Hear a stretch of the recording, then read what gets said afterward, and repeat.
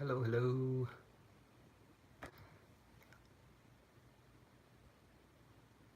Today we're reading from Krishna book, chapter 3. I realize I haven't sent out the invite.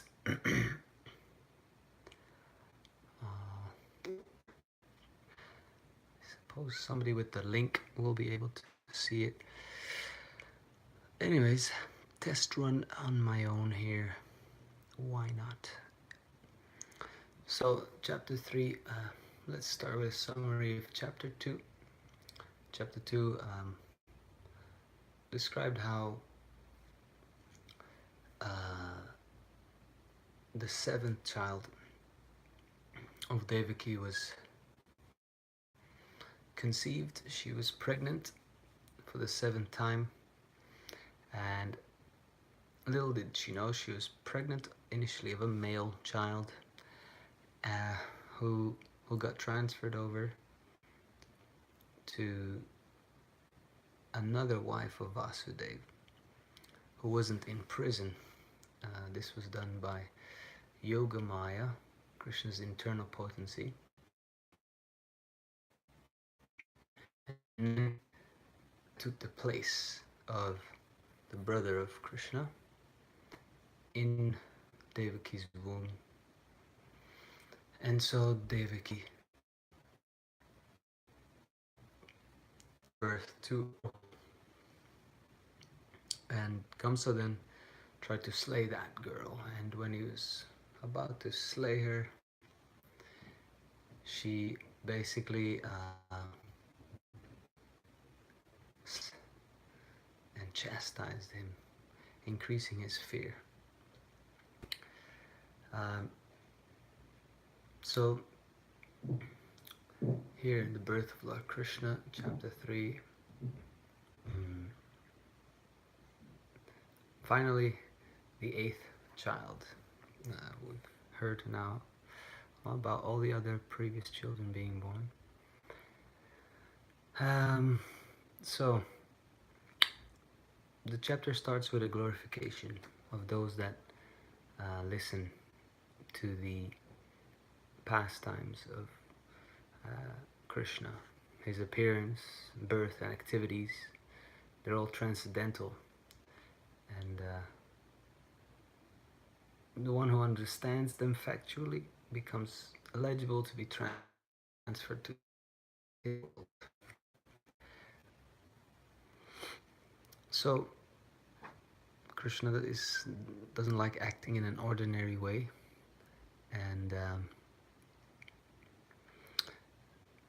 in this chapter he appears out of his own sweet will, and the constellations they start to be all in place. Astrological signs are, everything's perfect. Basically what's happening in all directions, northwest, east, south, there's an atmosphere of peace and prosperity. In the sky there's some stars visible, and okay, someone's chatting. Yes, I am live.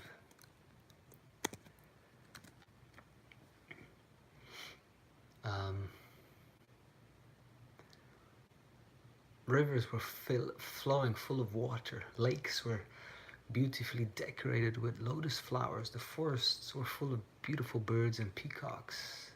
The birds began to sing. The peacocks began to dance. The blue pleasant. So basically all signs of good fortune and beauty and pleasantness. The Brahmanas, so they are the higher caste, let's say, and they were tormented by Kamsa, and now they had an internal feeling of, ease. Their mind and intelligence wasn't distressed. they became joyful and, you know, started doing their sacrifices without too much stress. The denizens of heaven, Gandharvas, Kinnaras, they, yes, they started to sing.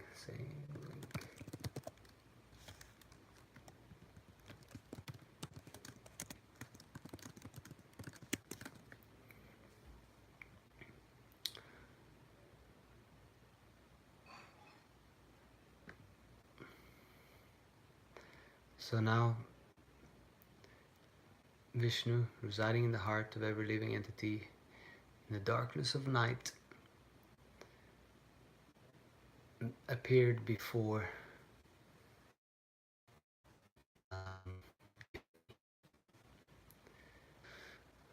so in the last chapter we heard how she was pregnant of Krishna, causing anxiety to Kamsa, and now she's giving birth, but Krishna doesn't like doing things in an ordinary way, and so Vishnu, he appears outside of Devaki. I know I'm using Vishnu and Krishna interchangeably, and there's a reason for that. That's because originally Krishna, he's the source, he's the Supreme Personality of Godhead, and he's the source of all other incarnations, right? And now, as the Supreme Personality of Godhead, Vishnu expands from him as the maintainer of the universe. We heard how Brahma is the creator, Vishnu is the maintainer, and Shiva plays the role of the destroyer with his destruction dance. And Vishnu is therefore an incarnation of Krishna. But then when Krishna appears in this world, he comes from Vishnu. That's where the little complex, because Vishnu comes from Krishna. Then how does Krishna come from Vishnu? And that's because Vishnu's role is overseeing this universe, you know, and or many universes, to be honest, but from that Vishnu comes all the other expansions, and thus Krishna comes. So he's, you know, he comes in his original form. So that's the original form of Vishnu. Is the source of Vishnu, and this Krishna therefore he's the source of Vishnu. At the same time, he comes through Vishnu, and so via Vishnu basically. And so it's a little bit of a long explanation of why Krishna and Vishnu are used interchangeably. So here in this case, Krishna appears as Vishnu outside of Devaki, and so he appears in his four-armed form, looking very beautiful. In his forearms he holds a conch shell, a disc, a lotus flower, and a club.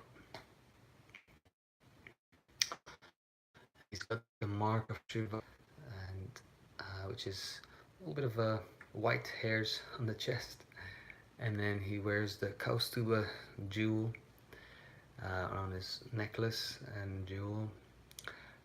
He's dressed in yellow silk, and his skin color is blackish cloud, dark cloud, thunderous clouds color, and he's wearing beautiful and other ornaments beautifying.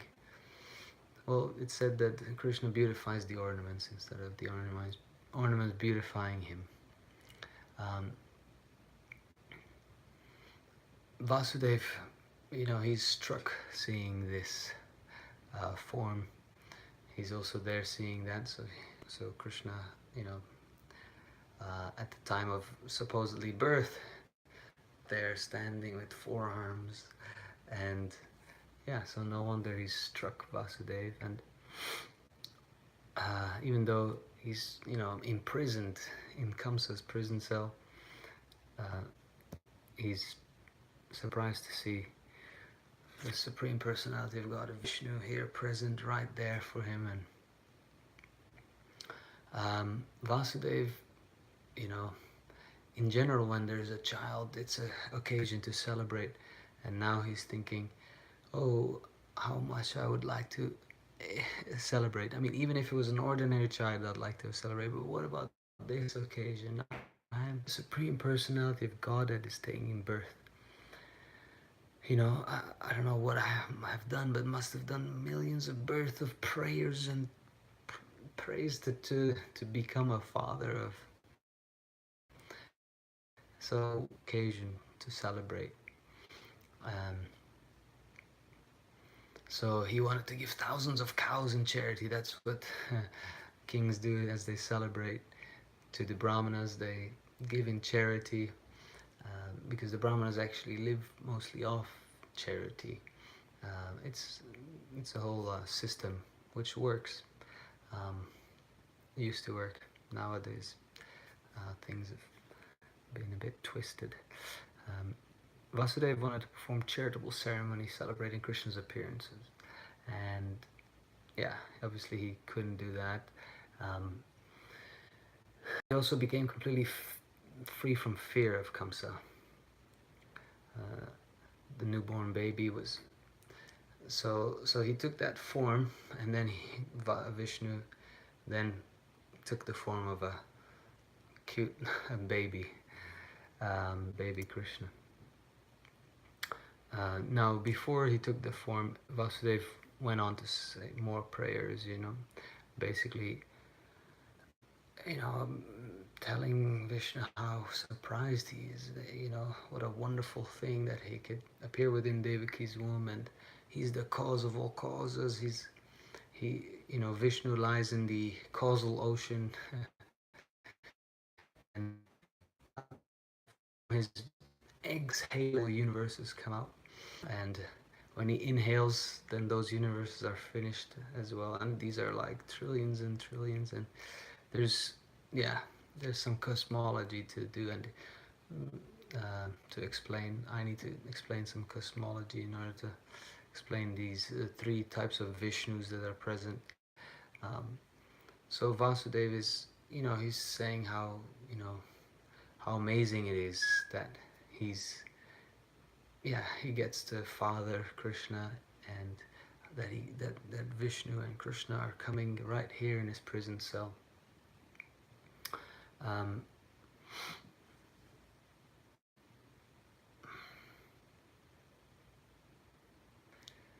He's saying how, you're the original source of material energy, the way the sun is a source of sunshine, and sunshine can be sensed everywhere, but the source, sun globe, is emanating from you, and it's just but a small speck of you, and here have within you're actually within Devaki's womb, and it's just, it's said like, oh, the sun is Krishna's eye, and it's like one of the opulence of Krishna.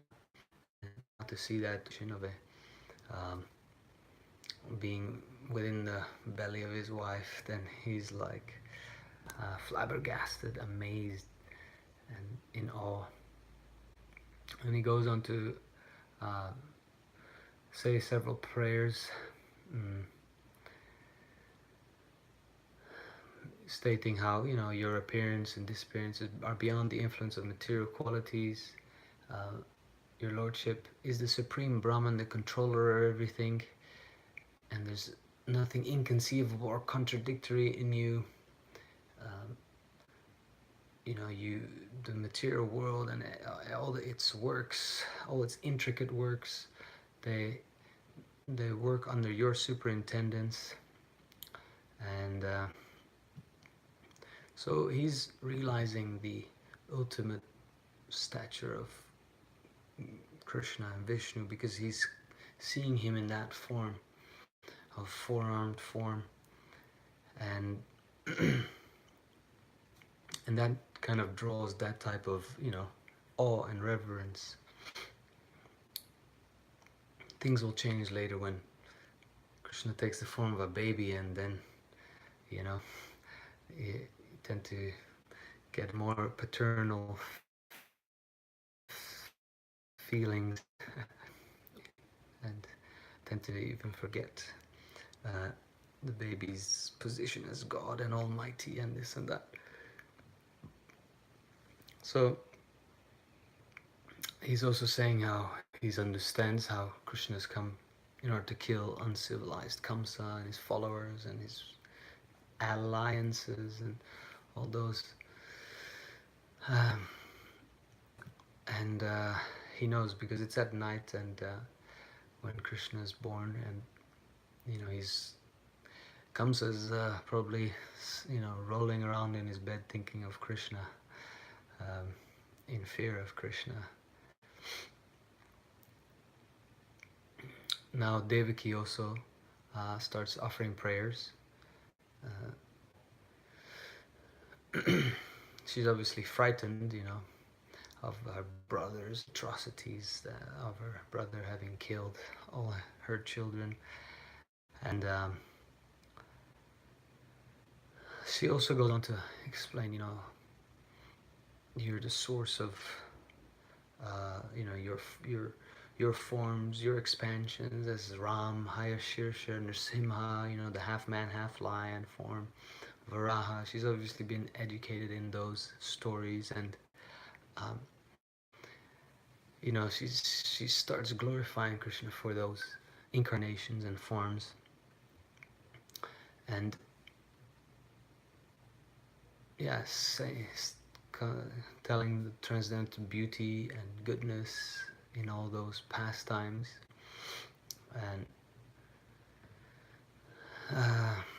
explaining also again the five elements being coming from Krishna, and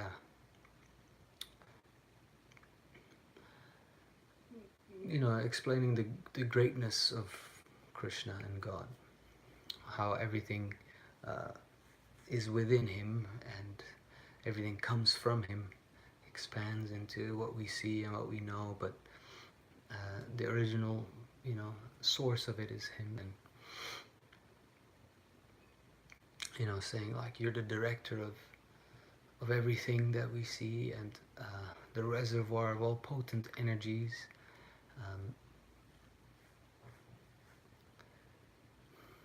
You're the knower of everything.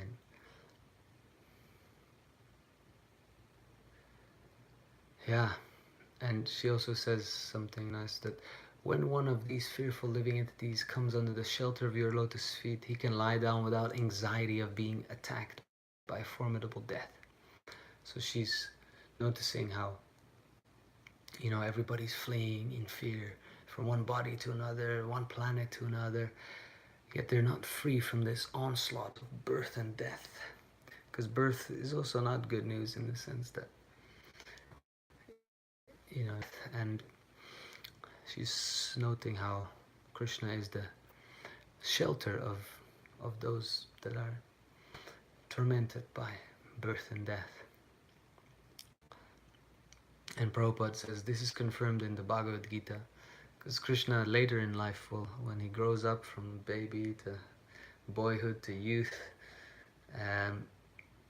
later there he recites the Bhagavad Gita, but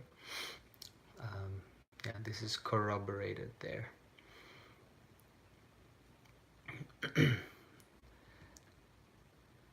So she goes on and says, please me from the cruel hands of Kamsa, the son of Ugrasena. I mean, it's her brother, from my brother. So please rescue me from this fearful condition. You're always ready to give protection to your servitors. And this also is corroborated in the Gita, where Krishna asks his servitor and friend Arjuna, he says, please declare it, that you may declare that my devotees shall never perish. And so Yeah, while praying, she also expresses her motherly affection. I understand that this transcendental form is generally perceived in meditation by sages, but I'm afraid as soon as Kamsa understands that you've appeared, he might harm you. So she's also afraid and expresses her fear um, of her brother harming Krishna, like a mother would. Um, so she says, please, I request for the time being, just become invisible to our material eyes. You know, where I know you are able to do that, and just hide yourself from him. um, and she says, like, I'm my only reason for being fearful of Kamsa is because of your appearance. Kamsa doesn't may or not know that you're already born, and so please conceal your armed form, and because they contain the symbols of Vishnu, the conch shell, the disc, the club, and the lotus flower. Uh,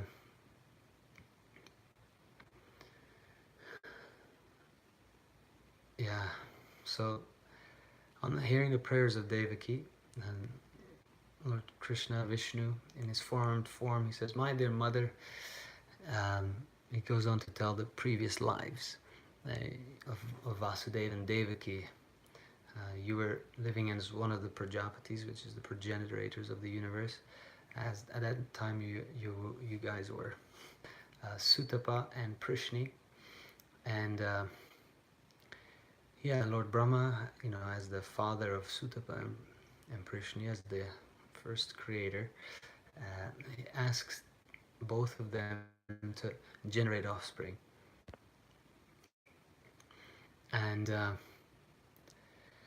yeah, you yourself and your husband in your previous life controlled your senses and performed severe austerities, practicing breathing exercises and yoga of the yoga system. And no matter what, you tolerated the rainy season, the onslaught of the wind, the heat, the sunshine, and you executed all religious principles, cleansing your heart and controlling the influence of material laws. In your austerity, you used to eat only leaves that fell to the ground, and then you steady your mind and control the sex drive. You worship me constantly, desiring a wonderful benediction from me. So, performing these austerities for 12,000 years by the calculation of the demigods, so it's a very long time. And during that time, your mind was always absorbed in me. And when you're executing devotional service, by fully surrendering your mind and thinking from your heart about me to please me, uh, your heart is therefore pure for this intention. And yeah, then Krishna, Vishnu, he appeared to both Prishni and Sutapa and asked them, I asked you, he says, I asked you what you desired. And at that time, you wished for me to be born as your son. So although you saw me personally, I could have given you anything you wanted, like liberation from this material world and, get away from the influence of my energy. You asked me to become your son. So, yeah, what's interesting is that uh,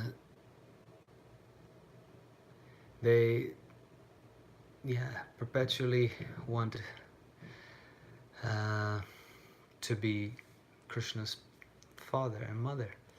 Um, and it's kind of trying to in the text, it's trying to say how the higher desire of wanting to have Krishna as a child rather than trying to be liberated from this place. So it's another dedication to service and love and relationship. Um, so yeah, what's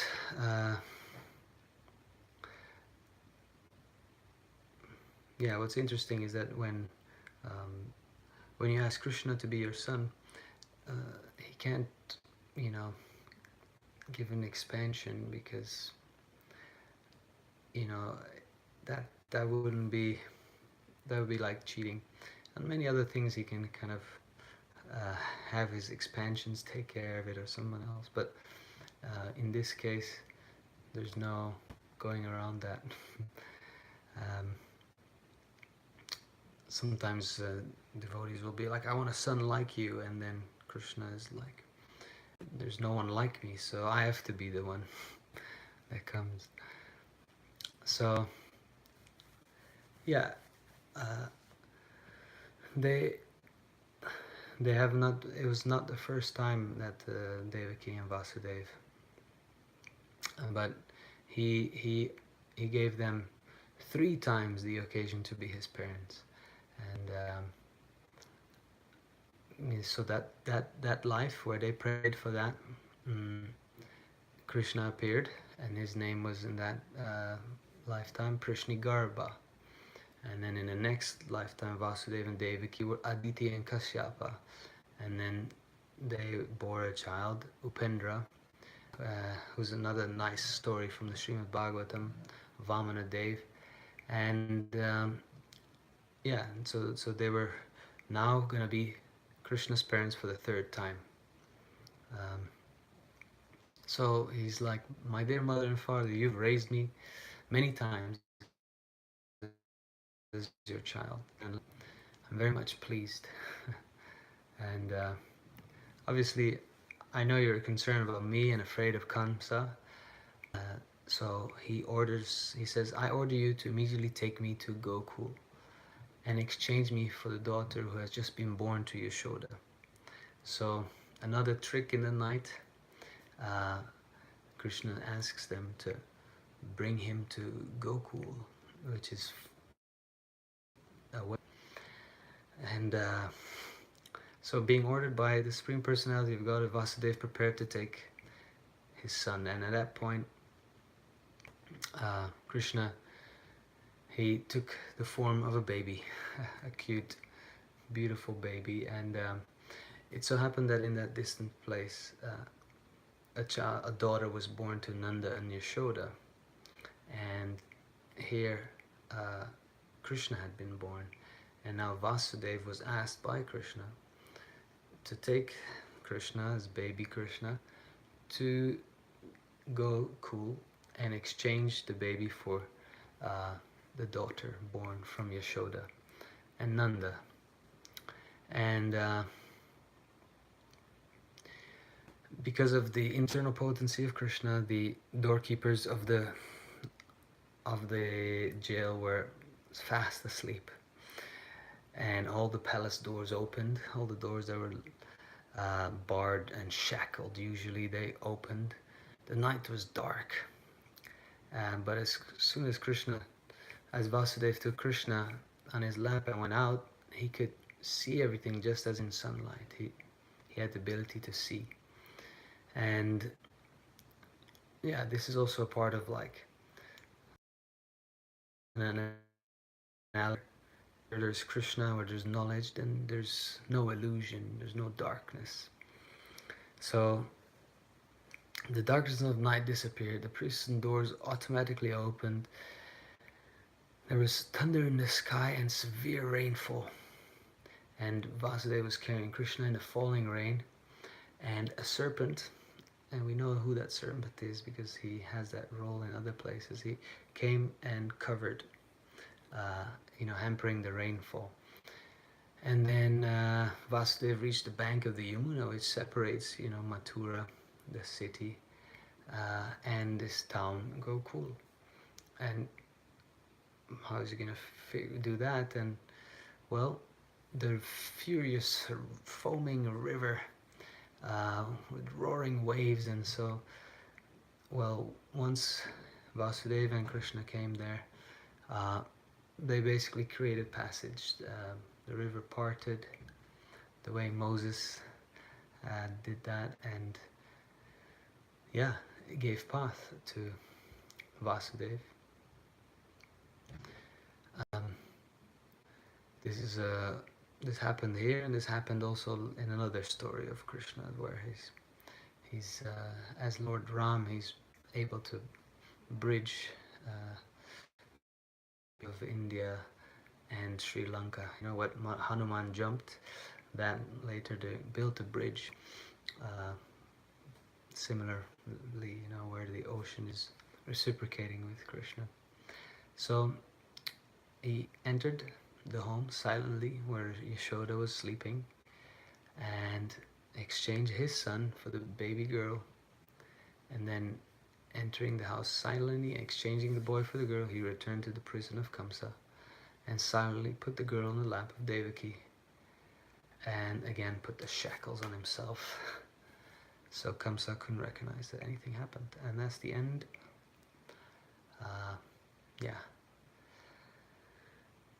Yashoda obviously had understood that a baby had been born, but she was very tired of the labor and she fell fast asleep. And when she woke up, she couldn't remember whether she'd been given birth to a male or female child, and she was like, "Oh, it must have been a male." So, yeah, that's the end of the third chapter entitled The Birth of Krishna. All right, well, good night, everybody. Well, I think there's just one viewer, which is good. Uh, Thanks for listening, and see you tomorrow. Sweet dreams. Hare Krishna.